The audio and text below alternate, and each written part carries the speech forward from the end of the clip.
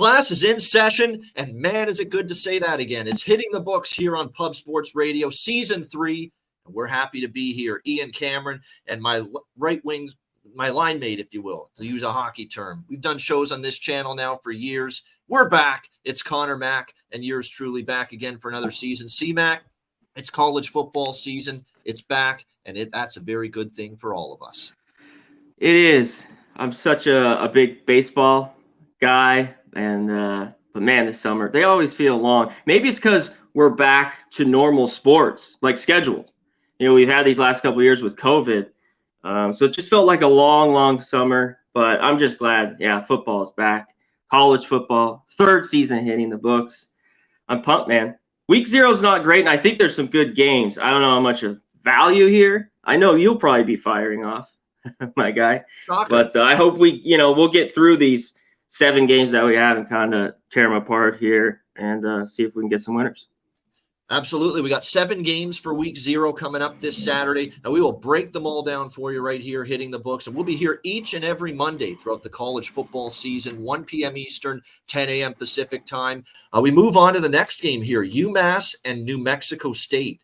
A very interesting matchup here because both of these teams played each other last year. It was a 10-point victory for New Mexico State last year when these two teams played, and now they meet again here to open the season on Saturday. New Mexico State 7.5-point favorites in Las Cruces, home game for the Aggies, 44.5 the total. Let's give a shout out to Jerry Kill, man. Outstanding coaching job last year. New Mexico State was a perennial bottom feeder for years in FBS football prior to the arrival of Jerry Kill on the scene, and what a job he did with this program last year. Really amazing turnaround when you look at the fact that this team hasn't necessarily been able to get any sort of high-level talent in the recruiting wars, and yet all of a sudden you see this New Mexico team get to 6 wins last year, get to a bowl game, and win their bowl game, the Quick Lane Bowl, in victorious fashion, played extremely well in it.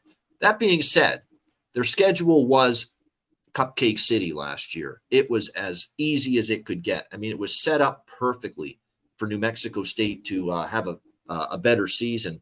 I still was a little surprised they won 6 games and got to a bowl game and won their bowl game, but there are definitely building blocks. And now I'm seeing how New Mexico State performed this year as far as the recruiting. The recruiting's getting better, across the board. They're getting faster players. They're getting, bigger, stronger, more talented players probably than they ever have in a long time.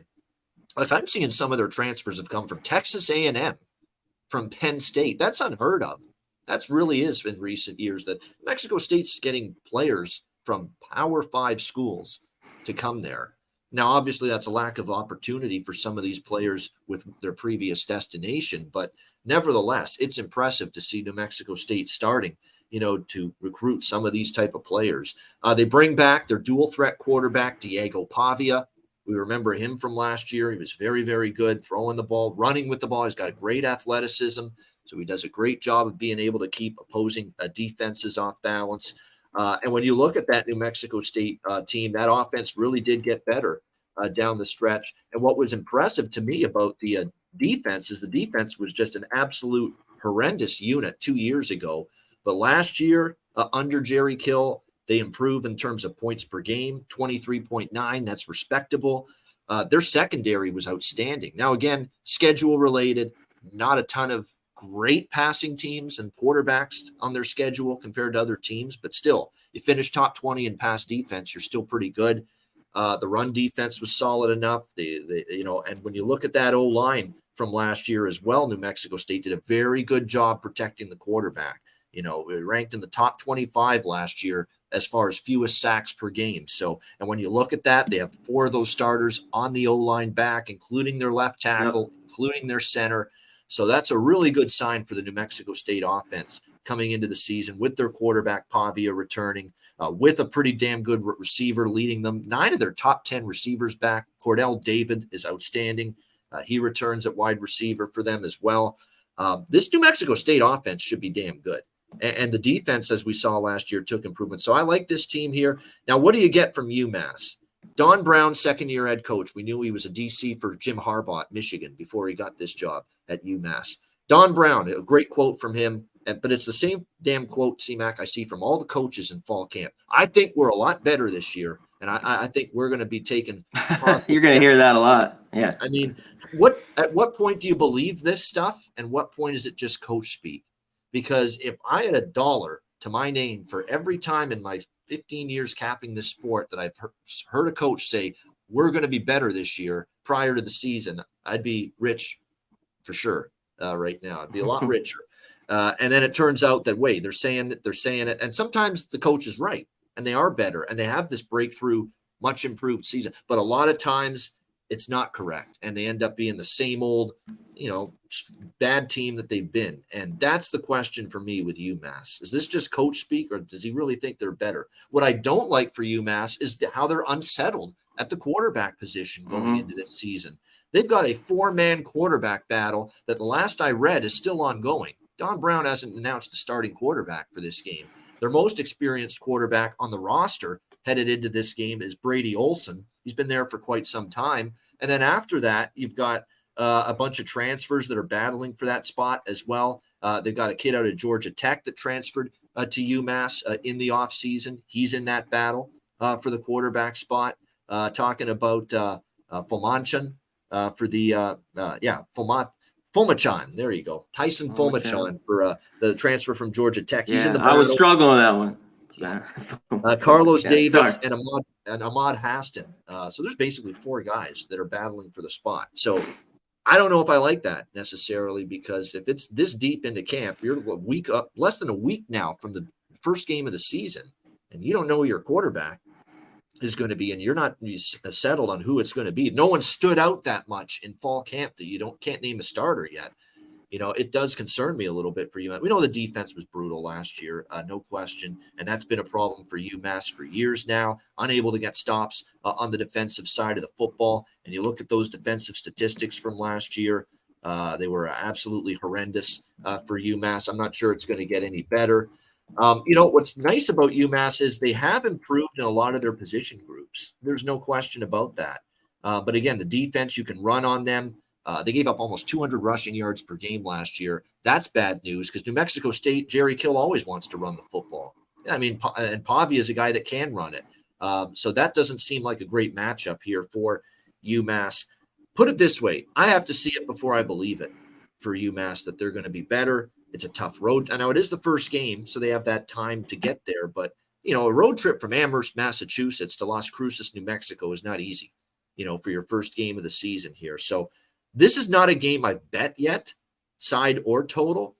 But if this thing drops a little further and I can get 7, or I can get better than that with New Mexico State, I would lay the points before I take UMass. I want no part of UMass right now until I see what they put out there on the field. Again, they haven't even made up their mind on their quarterback to start the season. And that's not exactly what I call a bet on situation to begin a season for a very bad program that'll probably be one of the worst 5 programs in college football once again this season. So pass right now.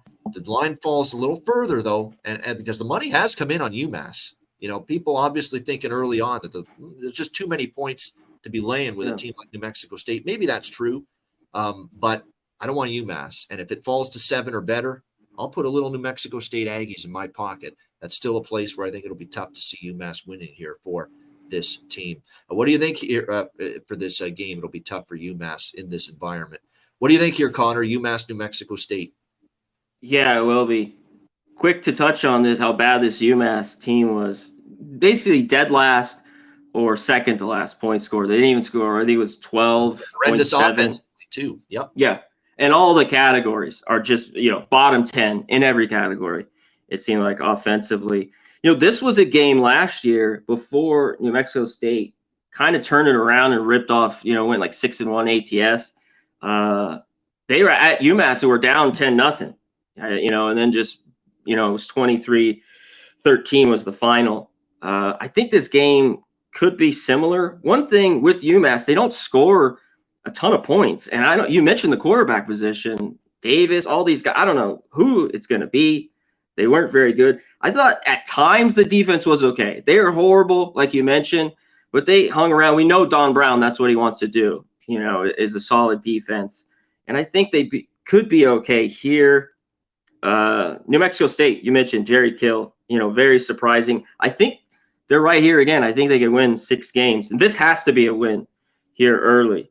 The quarterback was great, like you talked about there. I loved him towards the end of the year. ATS. This game here, I want to lay it, with it. I don't love laying 8 with New Mexico State. It is very tough. Someone mentioned in the chat was our guy's star child. Maybe this is a wait a little bit, live bet situation just to see. This is the first week. Technically, we're week 0, but first game. But I think New Mexico State is better, and in the end, will pull away. And this is another one with the clock going here. We have a low total. Umass was a great team to the under last year. I think they were 7-3 or 8-4, something like that. Man, can they get a couple touchdowns, this Umass team? That would be a big turnaround. I don't know if they can. I think it'll be ugly. So right now, I haven't betted either. I don't love that 8. That's the whole problem. But I lean to Mexico State. All right, 2 solid leans here for Connor Mack and yours truly with New Mexico State. The total seems to be in a good spot because I kind of have it in my mind. This could be something like, I don't know, 28 to 10 or something like that, or 24 to 24, 10, 20, even 21. New Mexico State will get into the 20s. I have no idea what we're going to get from UMass because this was a wretched offensive football team last year. They really were, and they have been so unsettled at quarterback here in camp that they've now been in fall camp for weeks, and Don Brown hasn't even stated publicly who his starting quarterback is going to be. That tells me nobody is separating themselves. That's what I think anyway when I see that. Yeah.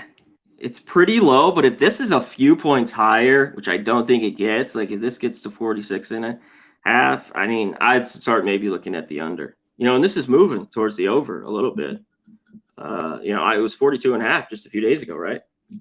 Yeah, it did. There was a big move. I think it was a week or so ago that I saw the total shoot up from 42.5 to 44.5. So there has been some movement here towards this game going over the total. And look, I think New Mexico State will have some offensive success. They're going to be very good offensively. They were good offensively down the stretch last year, and they got the quarterback back. They've got a good running back. Yeah, all the receivers are back. The O-line's got the 4 starters back, including left tackle, which is the big position that you want to see. They need to clean up a little bit penalties. New Mexico State, they kind of were sloppy, but a game like this early, low penalties, I think they'll be good here.